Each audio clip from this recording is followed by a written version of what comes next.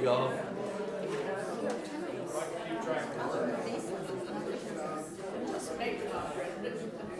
That's what I do anyway.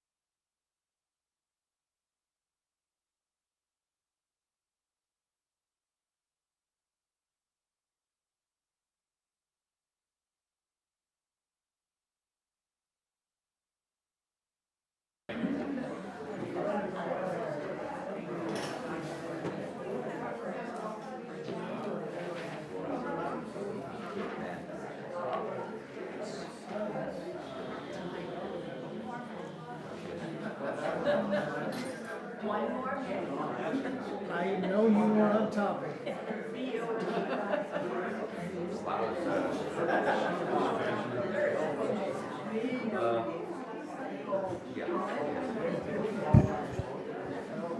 In the style of Kelly, buenos dias! Y bienvenidos a todos. My name is Jan Thompson. My pronouns are she, her, hers. I'm an old white lesbian.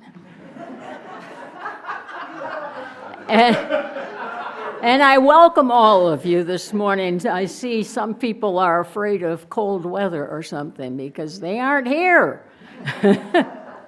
I am honored to be able to give you some announcements, call your attention to them.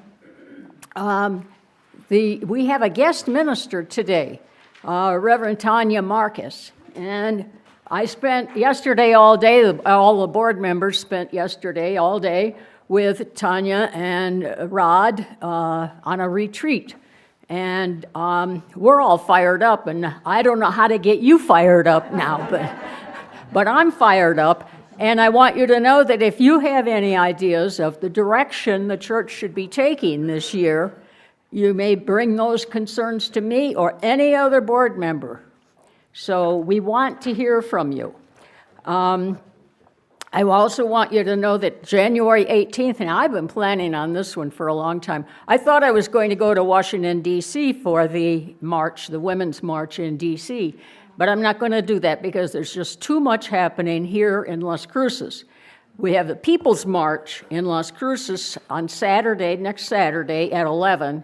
Meet at the Albert Johnson Park in front of the Brannigan Library. All of the publicity went out saying, you know, on the library lawn.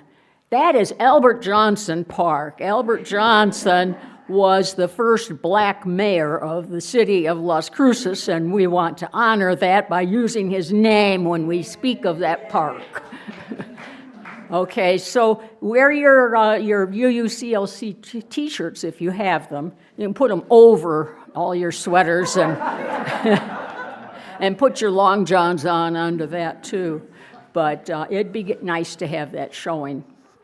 The Death Cafe is 2 days before that march, so Thursday the 16th from 6:30 to 8 in the library. I understand from people who have gone, I'm sorry, what? It's in the lobby. It's in the lobby. My mistake, I'm so sorry. See, I don't go. Maybe I'm afraid of death? No, not at all. But anyway, I haven't gone, and so that's for you that want to go. And then this is why I couldn't go to D.C. We're having the MLK weekend. There's a whole weekend of activities, starting with the People's March, and then the next day there's another march, the annual MLK March and rally that begins at the plaza, at the downtown plaza at 2 o'clock. It won't interfere with church. You can go to church, and then you go to the plaza, and then you march from the plaza to City Hall. But that's, you know, of course, to honor the great Martin Luther King Jr. And the next day, Monday, the 20th, is Martin Luther King Day, and the NAACP will have its annual breakfast at the Convention Center starting at 8 o'clock. And the tickets are $50, and if you want to go, you need, and sit with other UUs, you need to let me know. We're working on the third table. So, you know, we are strong supporters of the NAACP, and we're proud of that. We also let them use our facility free of charge once a month to hold their meetings. So I hope you will join us. 8 o'clock is a little early for some people, but come on, folks. It's MLK Day. Now, I also want to remind you that this Wednesday, the 15th, is the last day to register for adult enrichment classes. And most of them cost $15. The teacher doesn't get the money. The church gets the money. But some of them are free. And, you know, it goes from a variety of things, from Qigong, Chinese something, I'm not sure. But, you know, it's a nice exercise and balance program. And then a hike and a book study about authentic selves for transgender people. This is the second time this class, the book study, has been offered. So you self-register at the table out in the lobby.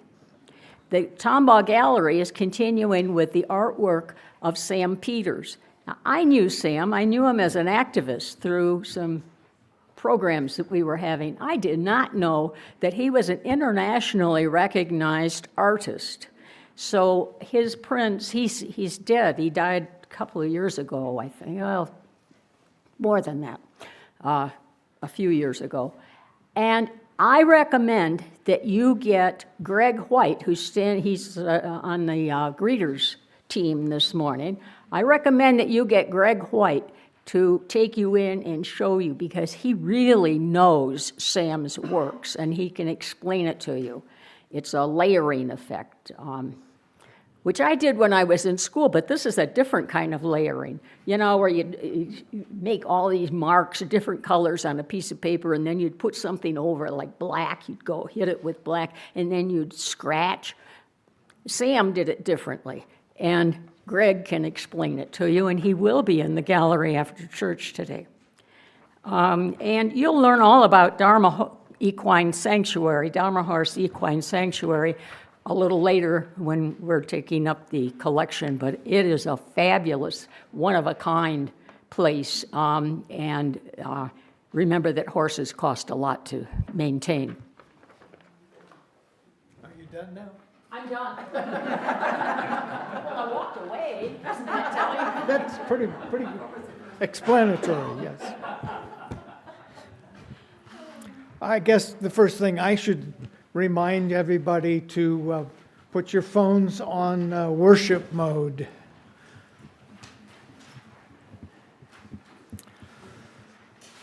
So now I can say, good morning. Good morning. And welcome to the Unitarian Universalist Church of Las Cruces. That's just in case you got lost and didn't know where you were ending up.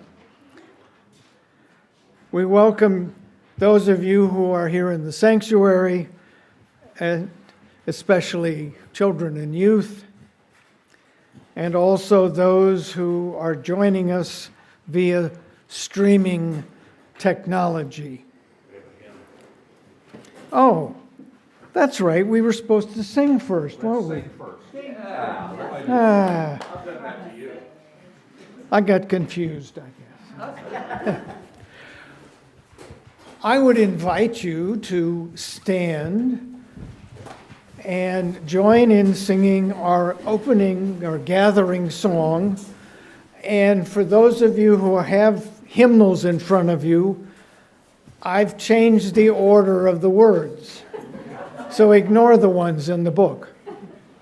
It's enter, come in, and rejoice, which makes more sense than enter, rejoice, and then come in. So please help me out here.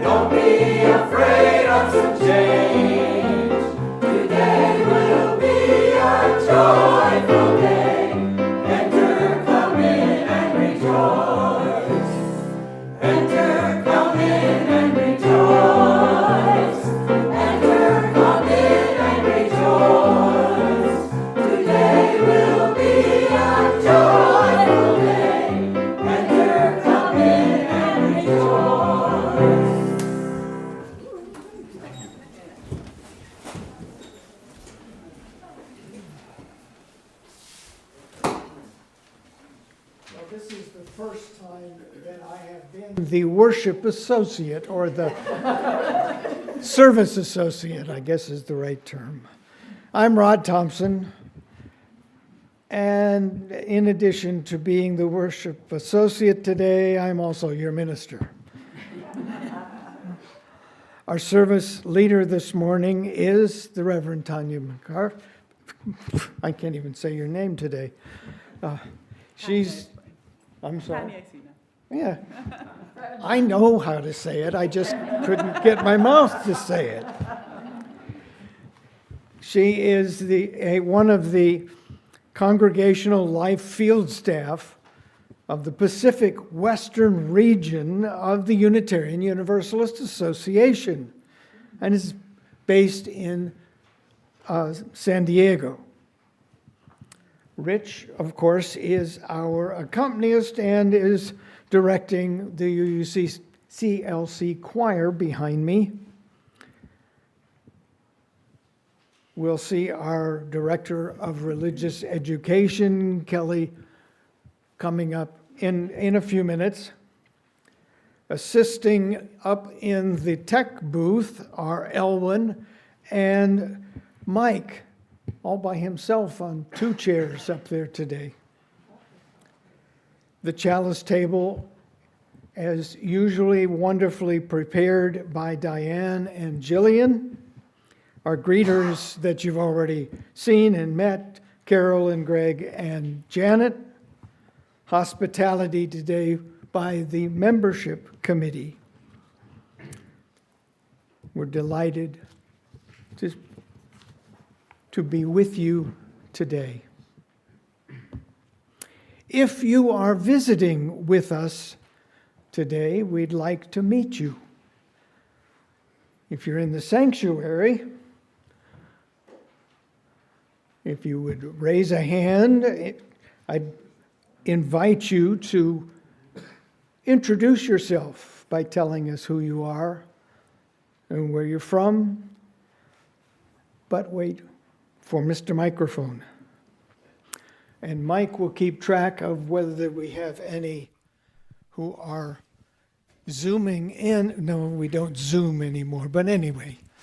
So I hate to see a hand right here in the front. I don't, now it is on, okay. I'm Mike Zula. I'm here with my partner Kelly, and we're visiting from Eugene, Oregon.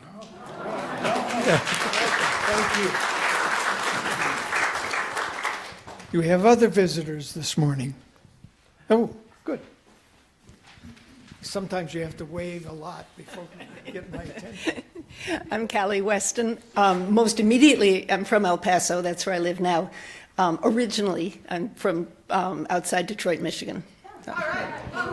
Welcome.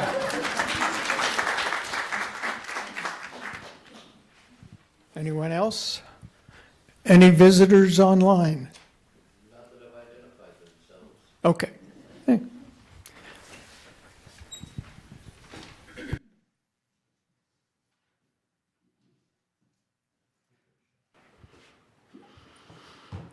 We're very pleased that you are visiting with us this morning. I hope that you've already filled out a visitor's card. That's part of what the greeters do out there. If you do fill one out, if you're a shy visitor, and still fill one out, and then we can let you know what else is happening.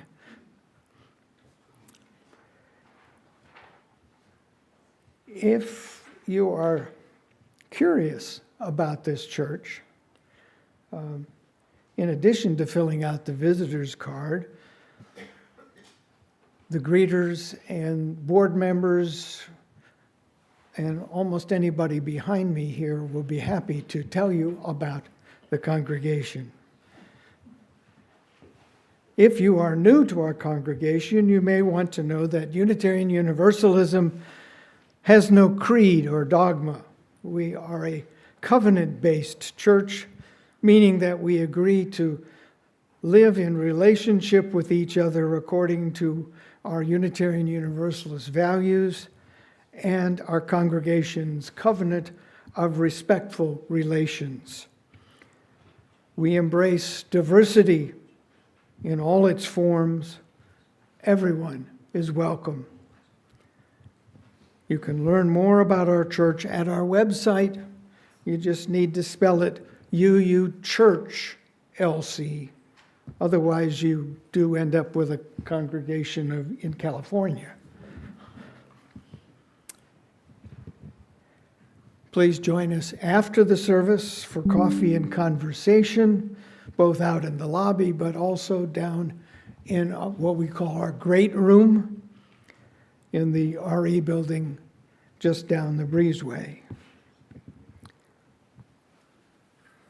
My chalice lighting words are courtesy of the Reverend Sandra Fees and Soul Matters. For the stories that long to be told and retold, for the stories that long to be imagined and reimagined, for the stories that long to be envisioned and celebrated, we kindle our chalice.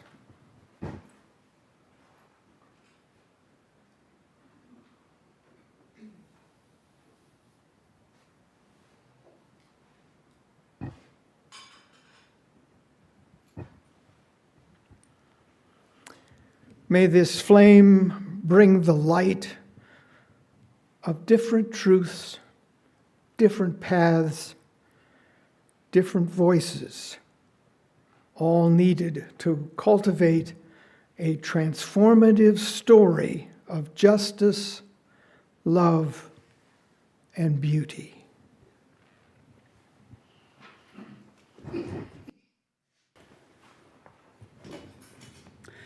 Good morning, buenos dias. It's an honor to be with you this morning. And our opening words are by Leah Ongiri. Here we are together, each facing our different human tasks, or maybe the same central one, to embrace the lessons life delivers, to discern and respond as we grow, to refuse harm and cherish flourishing.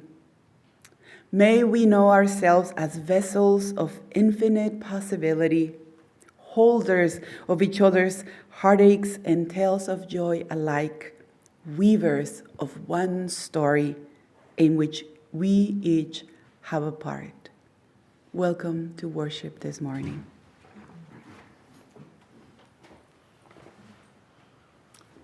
I invite you to stand again so we can say together our covenant and then sing the doxology in English and in Spanish.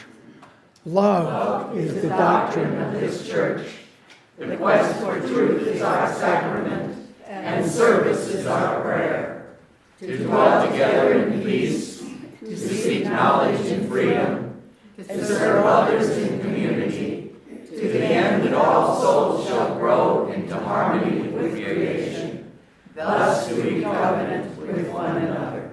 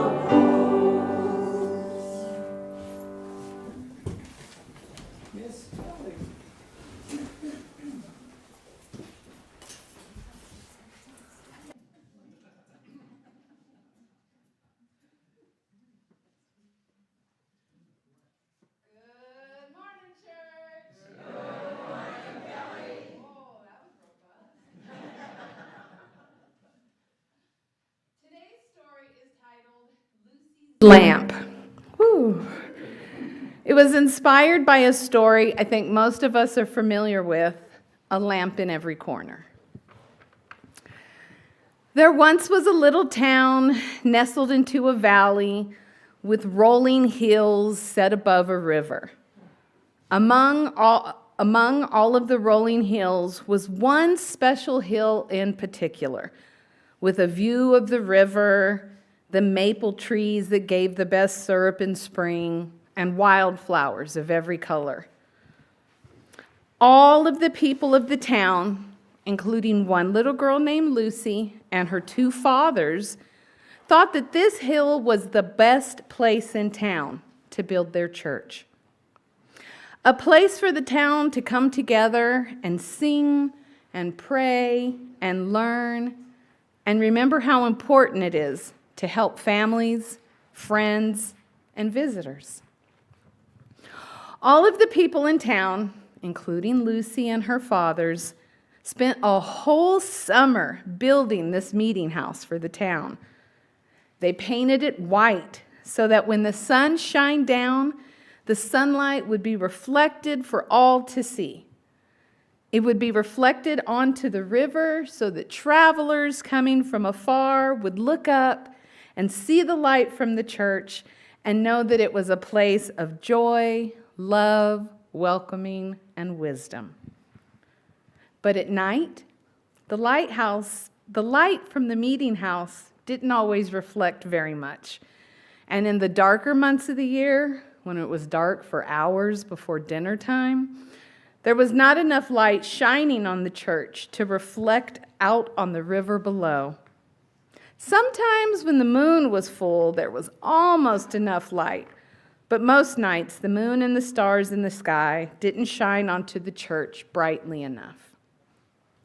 The mayor of the town decided to run a little contest to see who could come up with the best solution to bring more light to the church. One person thought that lining the top of the meeting house with mirrors would reflect more light. But that didn't last very long, because during the day, everyone who came close to the church would be blinded and couldn't find the door. Another person had the idea that if they collected enough jars of fireflies and kept them in the church, it would produce enough light. But that didn't work because the children were not happy and thought fireflies were probably not too happy either to be stuck in a jar all night. Then Lucy thought of an idea. Lucy's father, Matthew, was a craftsman who made bowls, candlesticks, and pots of all sorts and other useful items. And so Lucy asked her father to make a lamp for every family in town so that they could be hung in the church. Matthew made a different lamp for every family. Some had stars, some had moons, some had circles, some had flowers. Every lamp was unique for every family. The mayor had hooks put up all around the church for each family's lamp. Once a month, every family took a turn going up the hill next to the river to light the lamps so that the spirit of the church would shine everywhere. Sometimes, even if it wasn't their night, other families would come too and share a meal with that night's lamp-lighting family. Now, every night, each family could look out of the window of their cozy home, see the lights reflected on the river, and remember all the work they spent building the church, and be reminded why they built it in the first place, to share in prayer, in song, in friendship, in learning, and in loving one's neighbor. Thank you.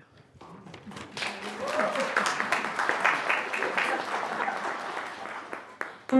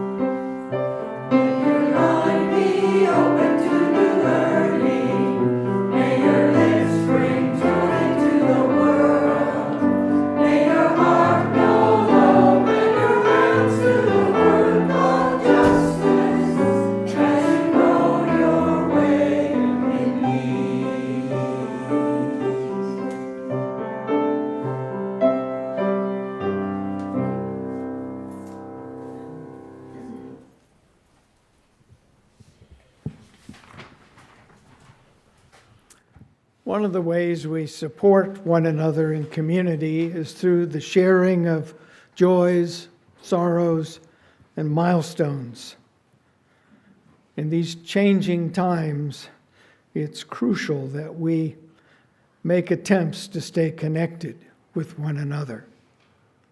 If you have a joy, sorrow, or milestone that you would like to share with the congregation this morning, please raise a hand and I will bring the microphone to you.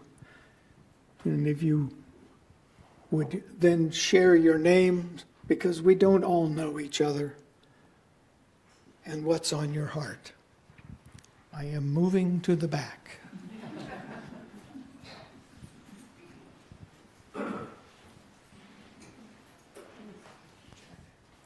Hi, my name is Katie, and I have both a joy and a sorrow. First, this is joy to see Dick with us today. It's wonderful to have him back amongst us. The second is a sorrow, and I hope we all share, in a deep sorrow for what's happening to the families in California, devastated by the terrible wildfires there. I can't imagine losing my home and everything I own.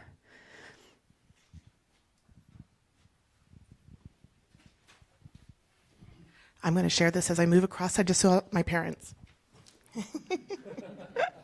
I want to stand next to my mom for this one. This week, I had the privilege of witnessing the third home birth. Some of you guys know my son, Chase Pritchard, who grew up in this church, and he and his partner gave birth to their third child, and I had my first grandson and 3 granddaughters, and my mother got to be present for it, so it was multi-generational. We had 4 generations present for this wonderful event.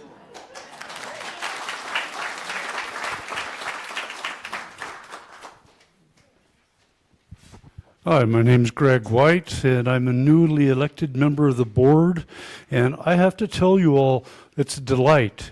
It's a delight to see the work that's already being put into what we're going to do in the next year, the respect, the integration of ideas, really the progressive vision, the responsiveness, and the positive things that we can expect for the coming year.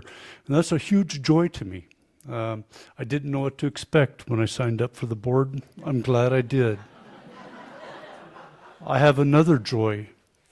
I woke up this morning, I had 2 cups of coffee. My dog smiled at me, my wife smiled at me. I'm not done. No one bombed my house. No one stoned me, threw rocks at me, swore at me, called me names, made it impossible for me to eat, took away my rights and my liberties, expressed anything except for joy and peace around me, a few heartfelt sorrows. That joy is tempered by the leavening of the fact that we as people have a voice in our international politics as well as our national. So I'm going to back off. I felt the soapbox coming on. Are there others? Okay. I'll stretch. I'll do it. My husband, Doyle Daves, who is a member of the Doña Ana Historical Society, won their award for the outstanding article in their annual, I don't know if it's not a book, it's not a catalog, but it's something. And he's going to be honored at their annual meeting.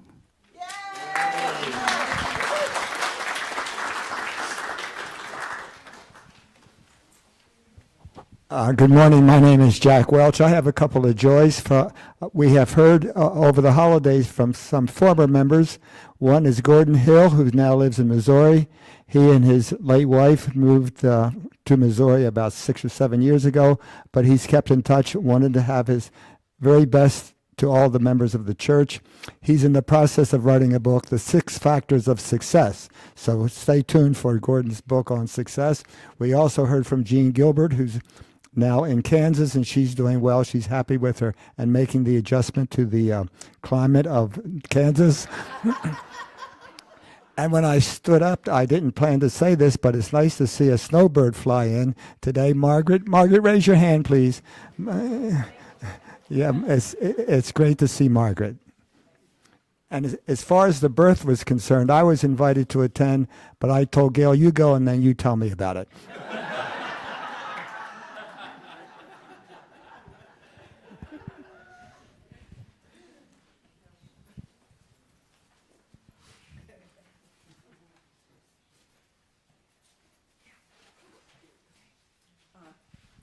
Thank you. As I came in, I was hearing somebody talking about freedom, so that's related to my joy and sorrow.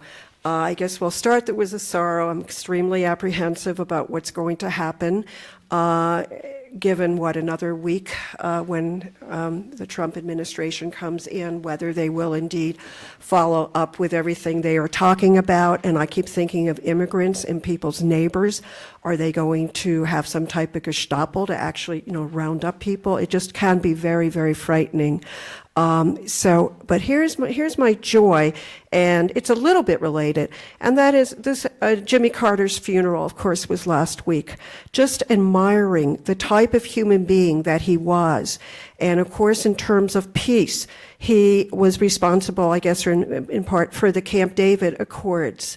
And many people have talked about that, and of course, helping homeless and poverty-stricken people around the world. I mean, just somebody to really, really admire, and to think that there are still some human beings like that left. And in relation to what I mentioned just before, the Camp David Accords, a lot of people don't know, and I actually read this book many, many years ago, but he wrote a book called Peace or Apartheid, related to the Israel-Palestine issue, and it is so relevant today because I think, unfortunately, there is apartheid, and when you don't get to know the other, that is when the killing starts. That's all. I'm sorry.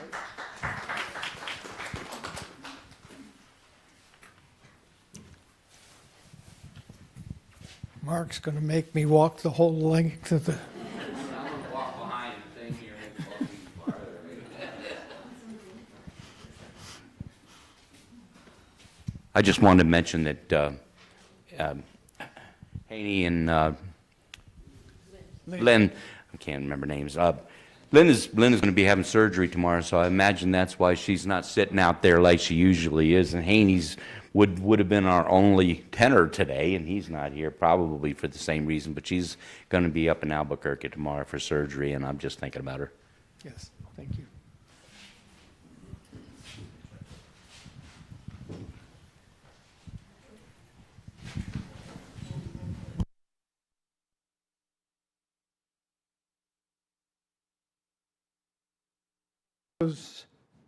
From online? No, apparently not. Okay. I am going to light this other candle.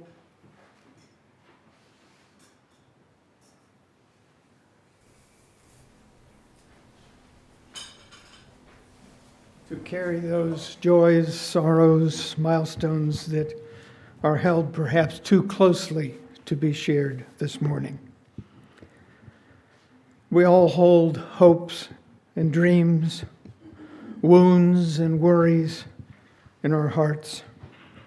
Remembering this, let us treat one another with patience and love. I think we can remain seated for this, our reflective hymn.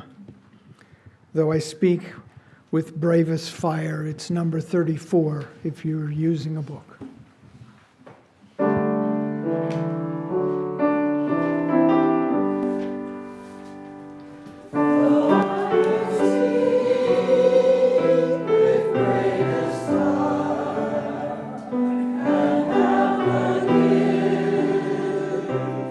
All is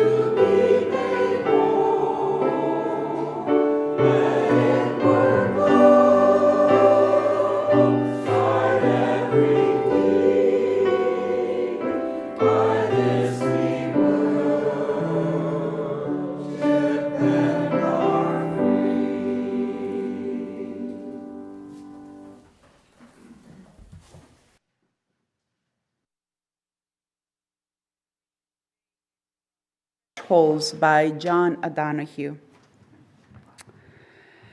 To change is one of the great dreams of every heart. To change the limitations, the sameness, the banality, or the pain. So often we look back on patterns of behavior, the kind of decisions we make repeatedly and that have failed to serve us well, and we aim for a new and more successful path or way of living. But change is difficult for us. So often we opt to continue the old pattern rather than risking the danger of difference. We're also often surprised by change that seems to arrive out of nowhere. At any time, you can ask yourself, at which threshold am I now standing? At this time in my life, what am I leaving? Where am I about to enter? What is preventing me from crossing my next threshold? What gift would enable me to do it? A threshold is not a simple boundary. It is a frontier that divides two different territories, rhythms, and atmospheres. Indeed, it is a lovely testimony to the fullness and integrity of an experience or a stage of life that intensifies toward the end into a real frontier that cannot be crossed without the heart being passionately engaged and woken up. At this threshold, a great complexity of emotions comes alive: confusion, fear, excitement, sadness, hope. This is one of the reasons such vital crossings were always clothed in ritual. It is wise in your own life to be able to recognize and acknowledge the key thresholds, to take your time, to feel all the varieties of presence that accrue there, to listen inward with complete attention until you hear the inner voice calling you forward. The time has come to cross. Though we know one another's names and recognize one another's faces, we never know what destiny shapes each life. Each life is a mystery that is never finally available to the mind's light or questions. That we are here is a huge affirmation. Somehow, life needed us and wanted us to be. To sense and trust this primeval acceptance can open a vast spring of trust within the heart.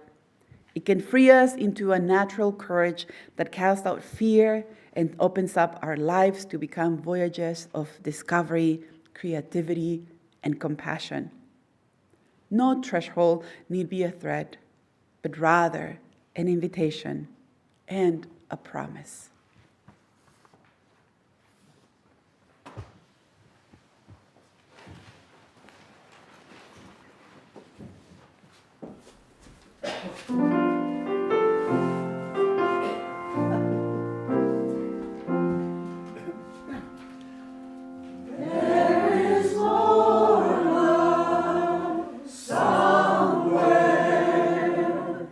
There is more love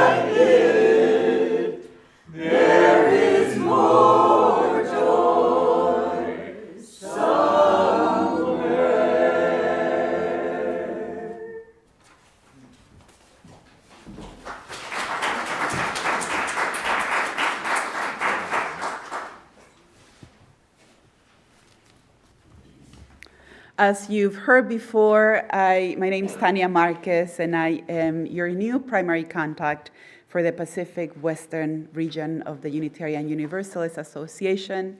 I took on this role this past fall, at the beginning of September. You are the first congregation that I visit in this new role. And there is, when they were trying to decide which congregations to give me as primary contact, I did say, I want the border congregations. My heart lives in the border region, and there's something, being here in Las Cruces, there's something that feels familiar, and also there's a lot of newness, so I'm holding both.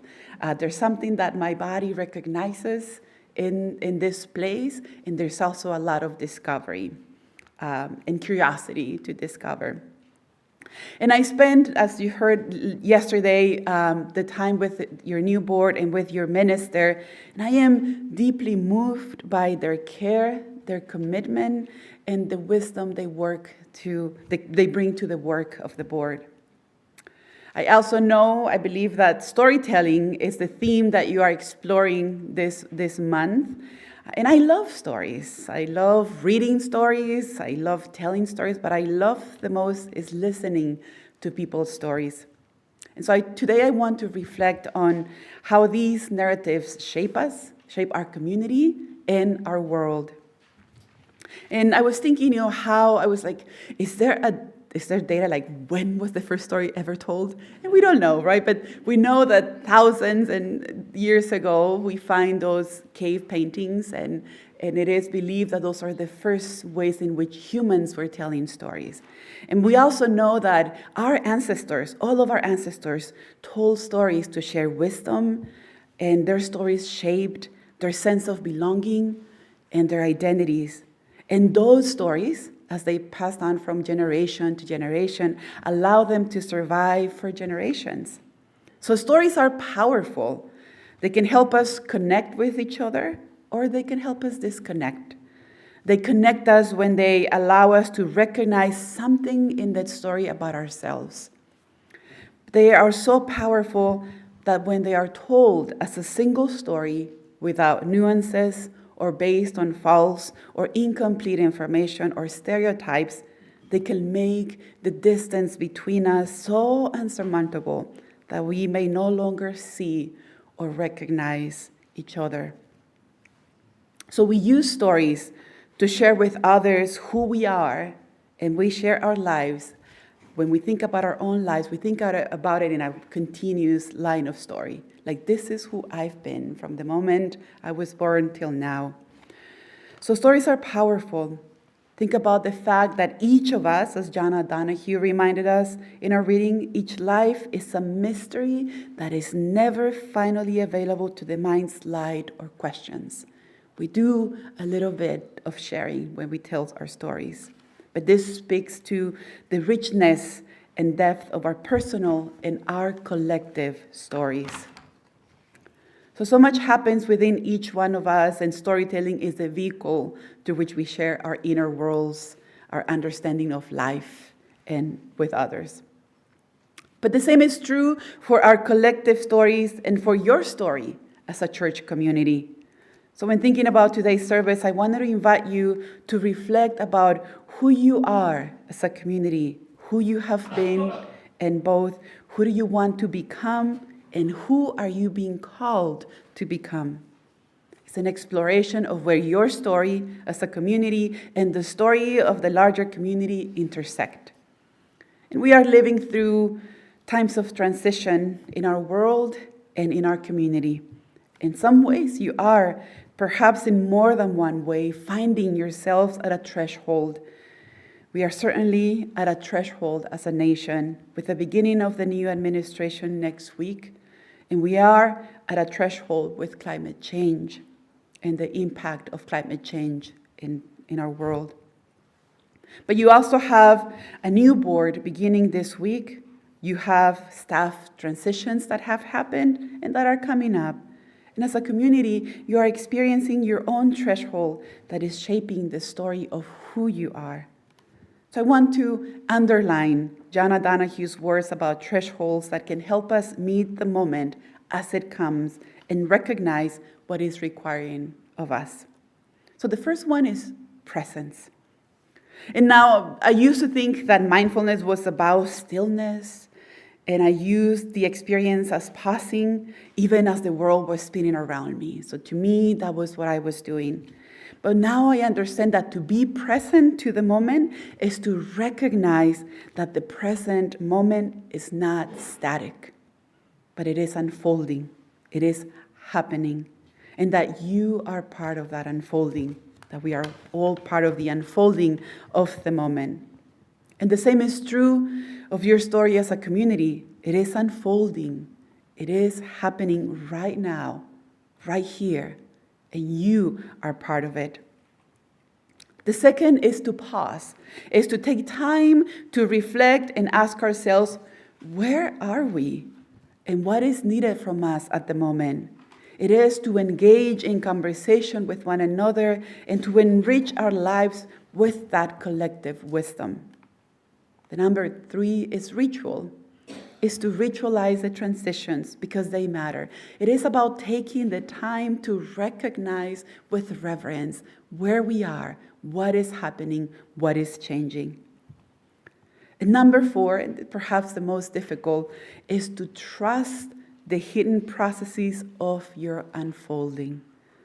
Now, this may be the hardest part because we like clear plans and paths, and we want the GPS to tell us exactly where to turn and when.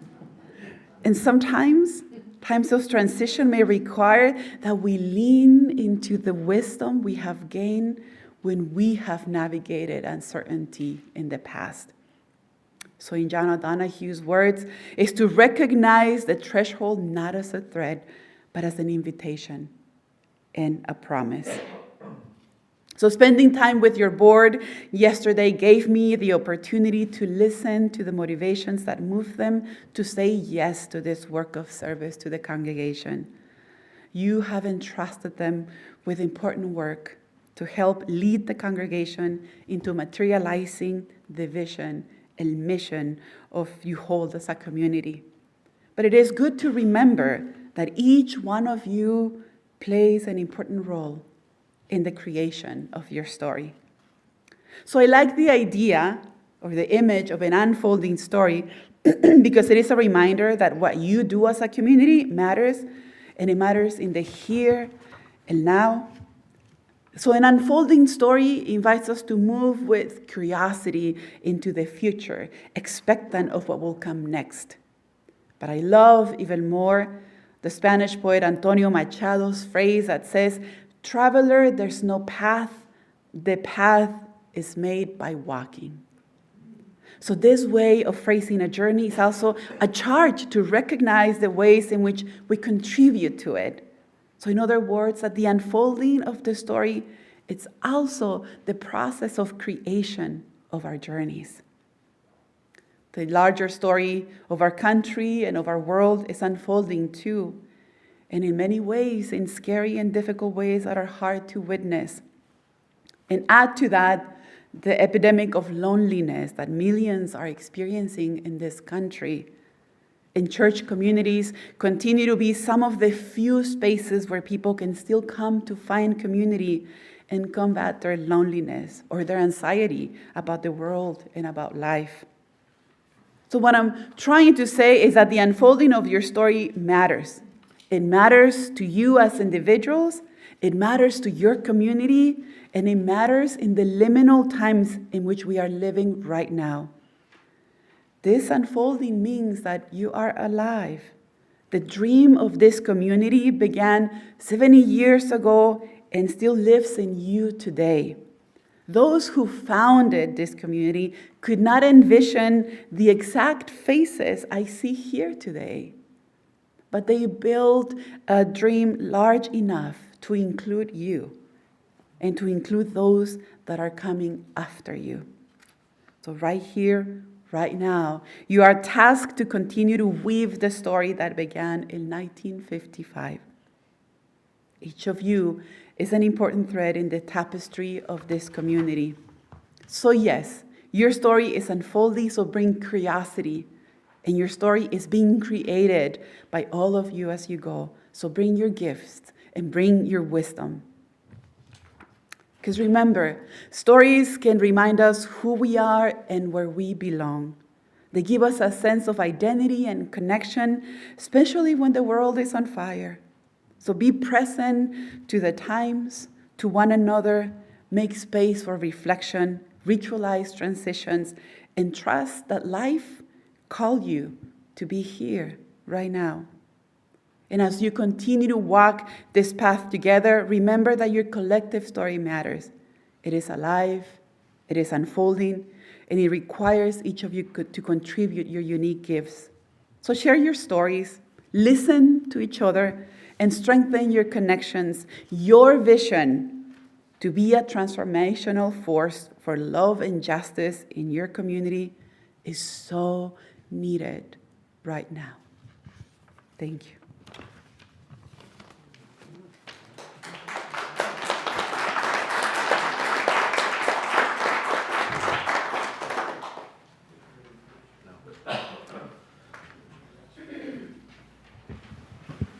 It might be good to just take a minute to reflect while Mark and Kathy come and take their places.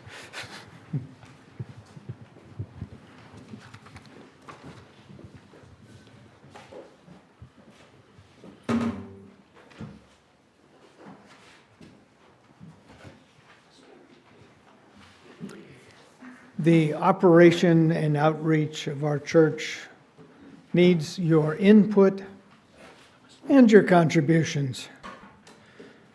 This is the perfect time to think about what you can give back. In a moment, the greeters will pass among you with the offering baskets. But before they do that, I should remind you that we support organizations identified by the Social Justice Committee with our Change for Change program. This quarter's recipient of our Change for Change donations is the Dharma House. You're right. Thank you. It says it right here. Dharma Horse Equine Sanctuary, which provides lifelong loving care for horses, mules, and donkeys that have been abused, neglected, or abandoned. You can give to them by putting your change in the basket or by writing Change for Change on your check line. Please give generously.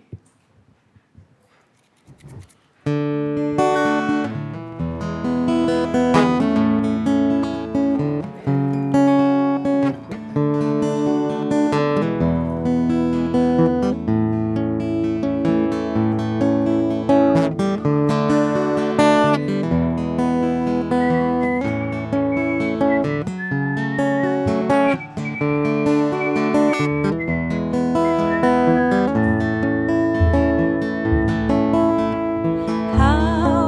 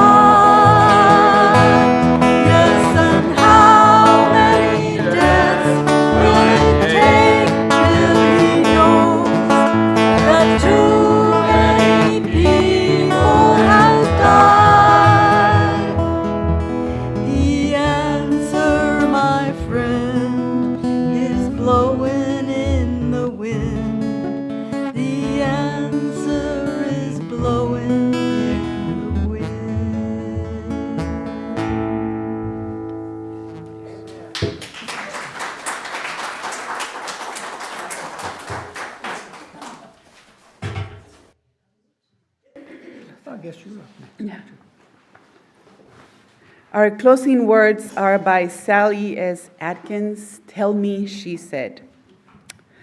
Tell me, she said, what is the story you are telling? What wild song is singing itself through you? Listen. In the silence between, there is music. In the spaces between, there's story. It is the song you are living now. It is the story of the place where you are. It contains the shapes of these old mountains. It is happening right now in your breath, in your heartbeat still, drumming the deeper rhythm beneath your cracking words. It matters what you did this morning and last Saturday night and last year, not because you're important, but because you are in it and it is still moving. We are all in this story together. Listen. In the silence between, there is music. In the spaces between, there is story. Pay attention. We are listening each other into being. Go in peace. Have a wonderful rest of your day. Thank you for having me here this morning.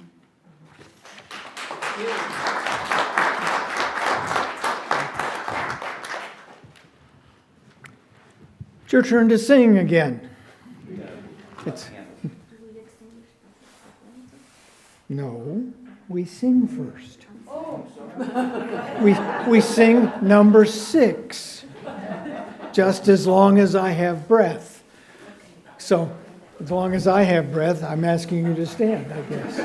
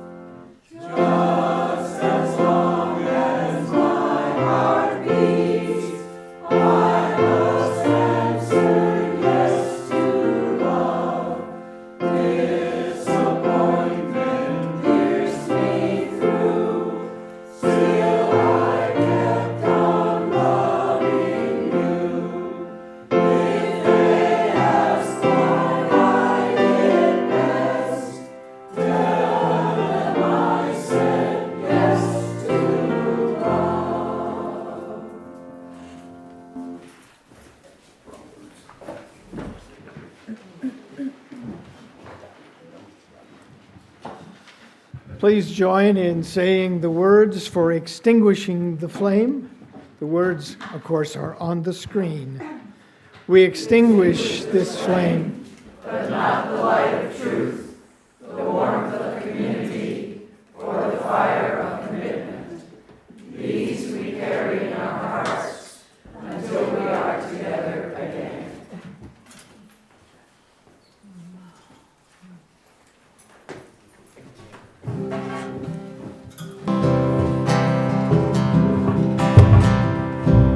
There's a dark and troubled side of life.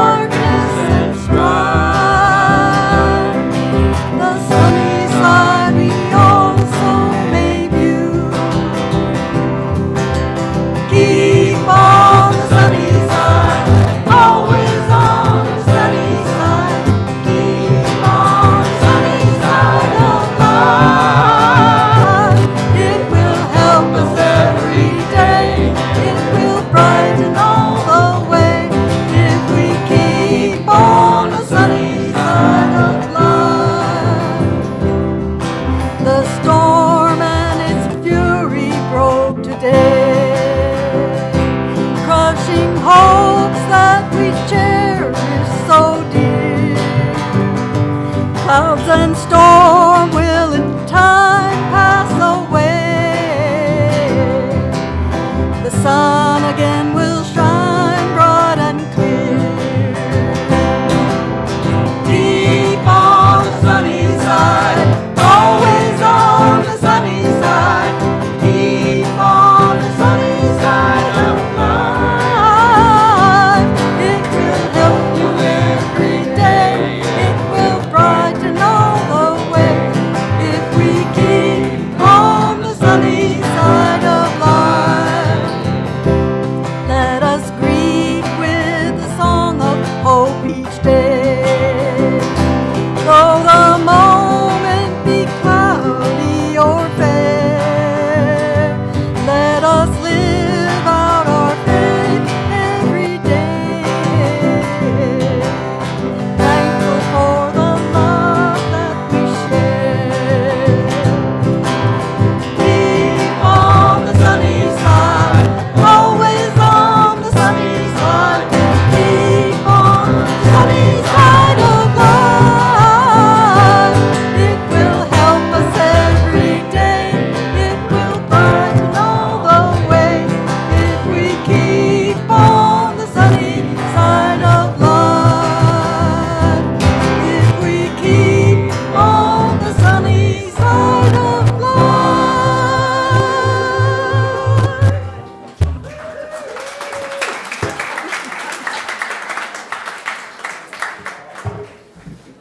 We're done now. Yeah. Now we're done. Thank you.